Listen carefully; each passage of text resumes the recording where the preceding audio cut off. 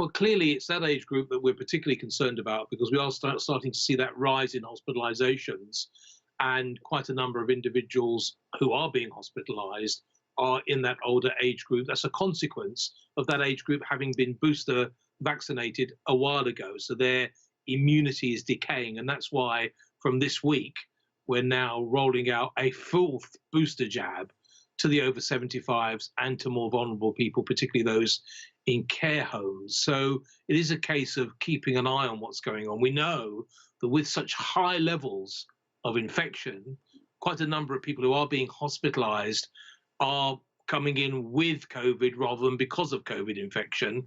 But that still means that we just need to be really careful and keep monitoring what's going on with in relation to the increased spread and transmissibility of BA.2.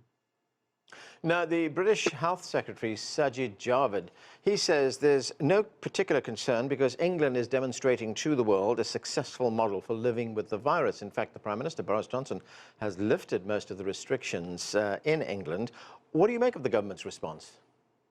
Yeah, well, I'm obviously concerned about it because living with COVID doesn't mean ignoring the virus and hoping it would just go away. That's not the case. It's not only the issue that we've got such high levels of infection, it's what that means for people at work.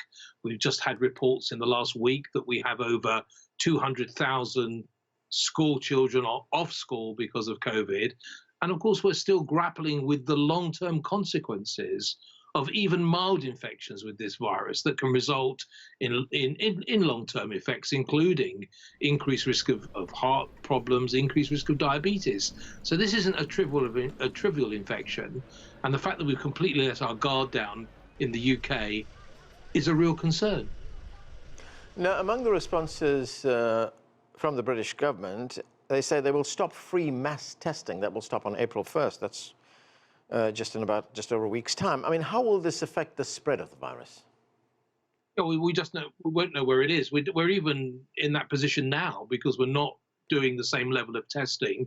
People aren't coming forward and being tested anyway.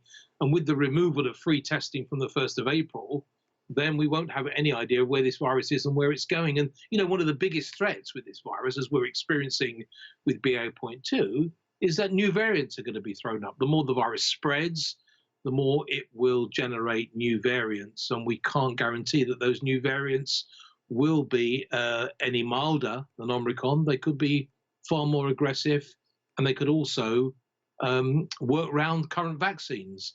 So I don't think there's any room for complacency, and it's a real worry that with the removal of free testing, we won't know who's infected, and people will be going about their business spreading the virus far and wide.